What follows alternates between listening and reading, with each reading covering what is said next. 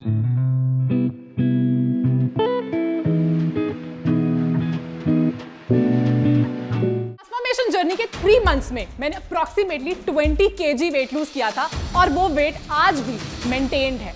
ऐसा नहीं है कि वेइंग स्केल वहीं पे रुक गया, बल्कि मेरी बॉडी तो ऐसी है कि बहुत जल्दी वेट पुट ऑन हो जाता है, जिसे कहते हैं ना हवा भी लगती है। तो घर में अगर कोई फंक्शन आया, कोई वेकेशन हुई, कोई इवेंट आया तो 2-3 किलो वेट ऐसे ही बढ़ जाता है।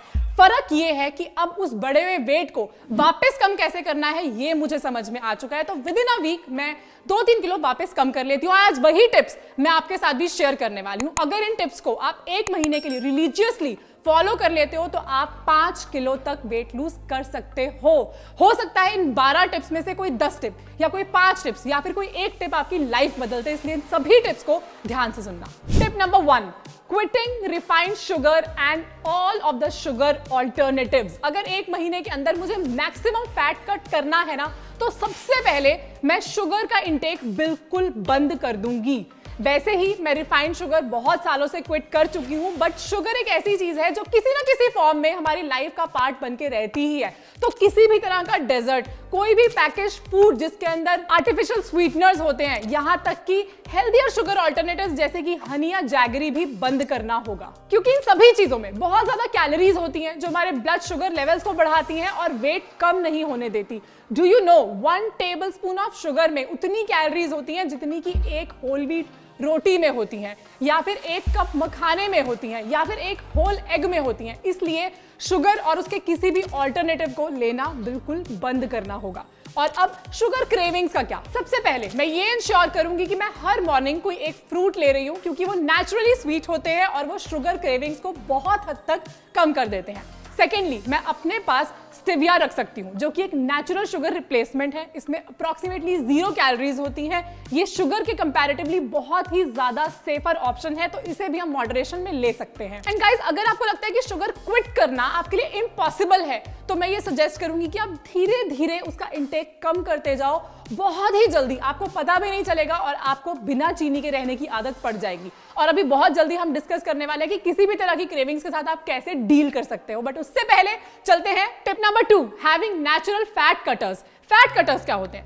ऐसी चीजें जो बॉडी में जाके हमारे मेटाबॉलिज्म को स्टार्ट कर दे और हमारे स्टोर्ड फैट सेल्स मेटाबोलाइज होने लग जाए, बर्न होना स्टार्ट कर दें। तो चीजें जैसे कि lemon water, Apple cider vinegar, green tea, black coffee, जितनी भी चीजें आप स्क्रीन पे देख पा रहे हो, ये हमारे मेटाबॉलिज्म को स्टार्ट करती हैं और फैट कट करने में हेल्प करती हैं। अब प्रॉब्लम ये आती है कि कुछ लोगों में ये चीजें लेने के बाद भी फैट कट क्यों नहीं होता? क्योंकि इसके साथ साथ वो इतनी हाई कैलोरी डाइट ले लेते हैं कि अंदर के स्टोर्ड फैट सेल्स को मेटाबोलाइज होने का, यानी कि बर्न होने का मौका ही नहीं मिलता। तो अगली टिप जो मैं आपको देने वाली हूं, वो आपको कैलोरी कंट्रोल करने में, पोर्शन कंट्रोल करने में हेल्प करेगी। Tip number 3, avoiding refills. Portion control करने के लिए जो टिप मैं यूज करती हूँ वो मैं आपके साथ भी शेयर करना चाहूंगी। हमें अपने बारे में इतनी समझ तो है कि हमारी बॉडी के लिए कितना खाना सही है।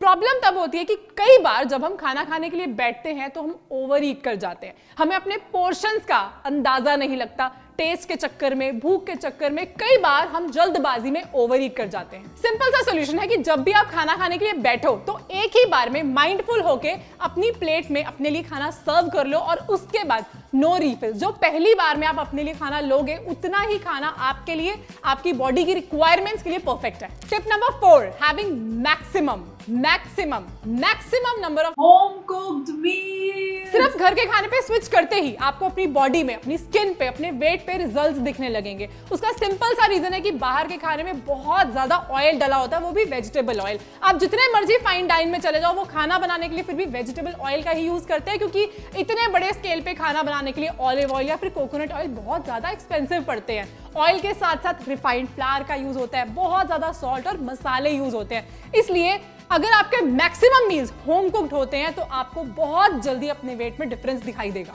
और अगर आपके लिए घर पे हमेशा खाना बनाना पॉसिबल नहीं है तो आप हफ्ते में एक ही बार बैच कुकिंग कर सकते हो, मतलब कि एक ही बार ग्रेवी बना के रख सकते हो और उसे पूरा हफ्ता यूज कर सकते हो, या फिर खाना एक ही बार प्रिपेयर करके उसे डीप फ्रीज कर सकते हो। ये एक बेस्ट ऑप्शन तो नहीं है, बट बाहर के खाने से मच बेटर है। Tip number 5, which is very interesting, spending more time with your food.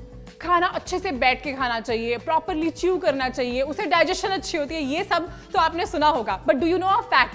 Fact ये है कि हमें अपने खाने के साथ टाइम स्पेंड करना बहुत ज्यादा पसंद है। अगर हम 5 मिनट में खाना खा के निकल लें तो उससे हमें तसल्ली नहीं मिलती।